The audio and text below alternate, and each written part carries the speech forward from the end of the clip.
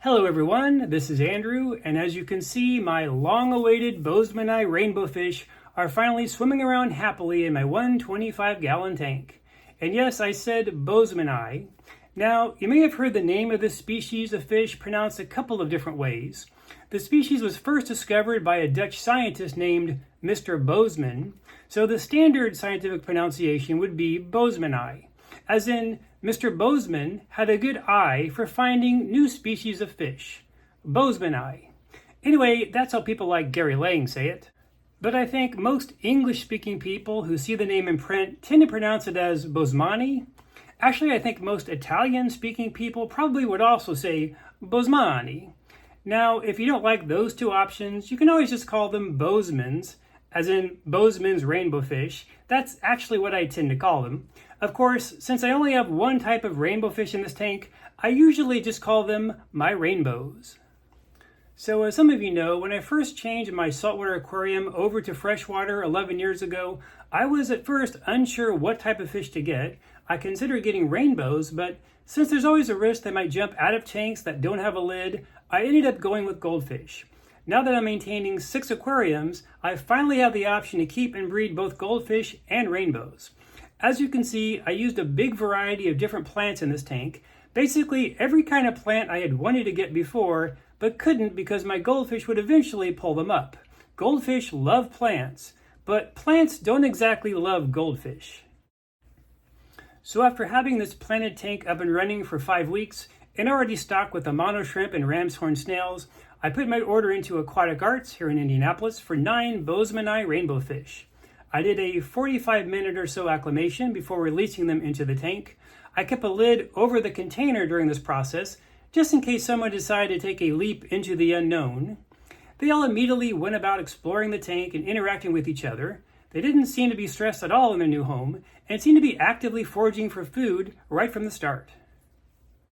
I've had these fish for over 3 weeks now, and they all seem to be doing great. They are very active fish, especially when the lights first come on. Even though they are still young, they are displaying very nice colors already. Rainbow fish have these amazing bright colors on their sides that change when they are courting or sparring with each other. The biggest challenge for me has been trying to get good footage of these fast swimmers with my iPhone, since they rarely stay still for very long. I'll be doing some changes with the lights and more experiments with this phone to see if I can improve the video quality over time. I might even break out my Canon camera to see if that might do a better job. Now, Aquatic Arts sells these rainbows as ungendered adolescents, meaning you can't request a specific number of males versus females.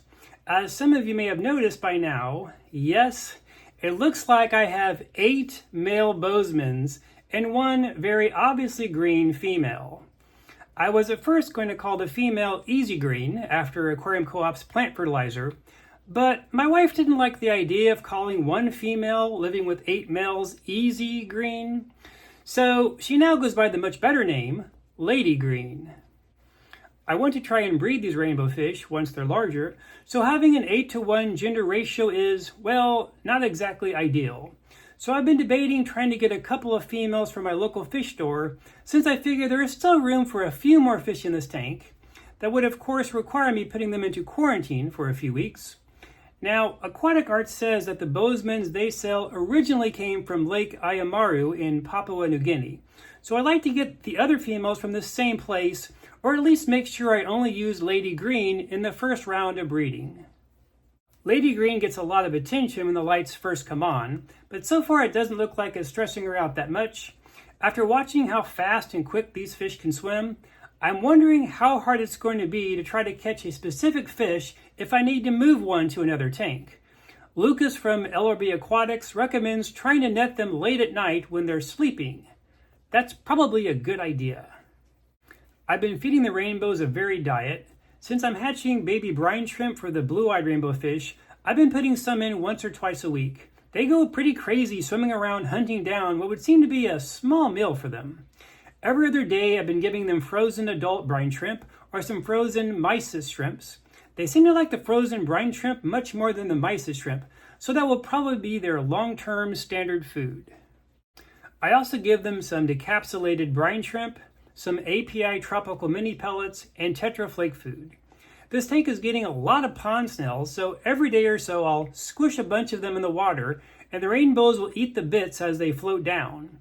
I wish they would pick them off the plants or glass for me.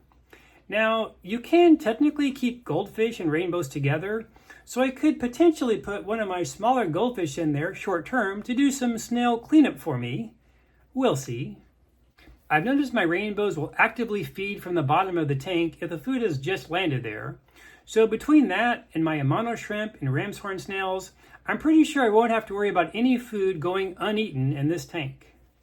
As you can see, I have a glass lid on this tank, but I tend to leave it open if I'm in the room with them.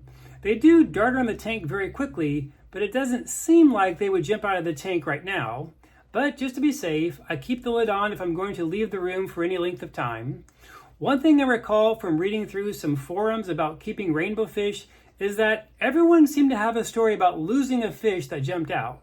So I'm going to do my very best to avoid having one of those stories. We left town for a day shortly after getting them, but I decided to not use an auto feeder since they were only going to miss out on 1 day's worth of food. I did put a food block in for the shrimp and snails though, just to try it out. We have a camera surveillance system in our house, so it was fun seeing how they were using the food block live while we were away. As for their long-term feeding schedule, I know Gary Lang skips feeding his collection of rainbows 1 day a week, which I will probably also start doing once these adolescents get a bit larger. Now, I did have one very strange and apparently temporary problem with these rainbows that really freaked me out for a while. In fact, it was the most freaked out I've gotten with fish since one of my heaters got stuck in the on position way back in the 90s. But I'll leave that story for another day since it will take some doing to recreate. Here's a hint though, it does involve a lightsaber.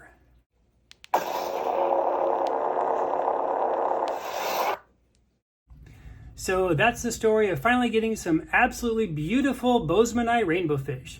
They have proven to be very active and fun to watch, and I couldn't be happier. Well, other than the 8-to-1 gender issue, I guess. Now, unfortunately, as some of you sharp-eyed viewers may have noticed, the much-dreaded staghorn algae has somehow found its way back into this tank. I have no idea how, and it's a major bummer. So we'll see how that pans out.